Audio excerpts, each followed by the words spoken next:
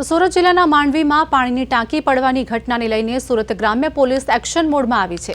તપાસમાં ટેકનિકલ ખામીઓ સાથે નાણાકીય ગેરરીતિની શંકા ઊભી થતા ખાસ એસઆઈટી ટીમે સીએની નિમણૂક કરી છે। આરોપીઓ દ્વારા સાઉથ ઝોનમાં બનાવેલી અન્ય 13 પાણીની ટાંકીઓ પણ શંકાના દાયરામાં આવી છે। તમામ નાણાકીય વ્યવહારો, ટેન્ડર ખર્ચ અને બાંધકામની ગુણવત્તાની ઝીણવટભરી તપાસ હાથ ધરાઈ છે। માંડવી ખાતે જે ઘટના બનેલી અને એમાં ગુનો દાખલ કરી અને આરોપીઓની ધરપકડ કરવામાં આવેલી। નામદાર કોર્ટમાંથી આરોપીઓના 5 દિવસના રિમાન્ડ મળેલ। આ રિમાન્ડ દરમિયાન ઘણી બધી અગત્યની બાબતો ધ્યાને આવેલી અને હાલ તપાસમાં અમે જે સરસ રીતે આગળ વધી રહ્યા છીએ। અમારા ડીવાયએસપી વનાર તપાસ કરી રહ્યા છે અને એમની સાથે અન્ય પણ અધિકારીઓની એક ટીમ અમે મદદમાં આપેલી છે અને તમામ મુદ્દાઓ પર તપાસ થઈ રહી છે।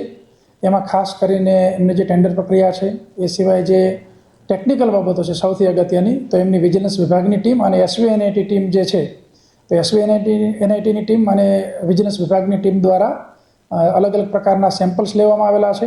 પોલીસ ડિપાર્ટમેન્ટ દ્વારા અલગ અલગ પ્રકારના સેમ્પલ્સ લેવામાં આવેલા છે અને એમના લેબ ટેસ્ટિંગ રિપોર્ટ જ્યારે આવશે ત્યારે આની અંદર વધારે આગળ વધી શકાશે। એ સિવાય જે નાણાકીય બાબતો છે, કે કેટલા પેમેન્ટ થયા, ટેન્ડર જે છે એની ઘણી બધી વિગતો છે નાણાકીય।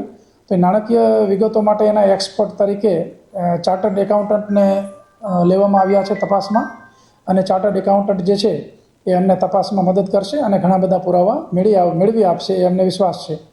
અને આગળ એક પણ મુદ્દો બાકી ન રહી જાય તપાસનો અને ખૂબ સરસ રીતે તપાસ થાય અને આ ગંભીર ઘટના જે છે એમાં તમામ પ્રકારના યોગ્ય પુરાવા મેળવી નામદાર કોર્ટમાં ચાર્જશીટ કરવામાં આવશે।